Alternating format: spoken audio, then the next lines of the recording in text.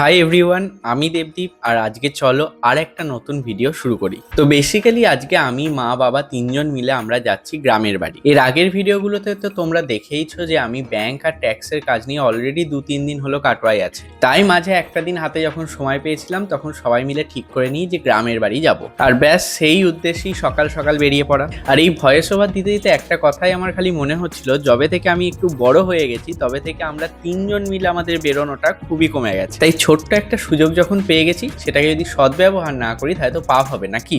আর সেভাবে বলতে গেলে এখন আমাদের গ্রামের বাড়ি যাওয়ার এক মূল আকর্ষণের কেন্দ্র হলো আমার দাদার মেয়ে, অর্থাৎ ছোট্ট রসগোল্লা। আর সেভাবে দেখতে গেলে ওর ছোট্ট থেকে বেড়ে ওঠার দিনগুলো হয়তো খুব তাড়াতাড়ি পার হয়ে যাচ্ছে। আর তাই যখনই সময় পাচ্ছি ওর ছোট্টবেলার ছোট্ট রসগোল্লাটার সাথে যতটা পারি সময় কাটানোর চেষ্টা করি। যতই দিন এগোচ্ছে ততই নানা রকম আদব কায়দা শিখছে, নানা রকম নতুন কথা শিখছে, আর সেগুলোর মুখে শুনতে আর দেখতে কিন্তু সত্যিই ভালো লাগে। তাই এখন গ্রামের বাড়ি গেলে আমাদের সারা দিন শুধু ওকে নিয়েই কেটে যায়। আর এই ছোট্ট মানুষটাও কিন্তু মানুষ খুব ভালোবাসে। কেউ গেলে ও যেমন খুব আনন্দ পায়, তেমন কেউ চলে এলে খুব দুঃখও পায়। হ্যালো হ্যালো, কেমন আছো তুমি? ভালো আছি।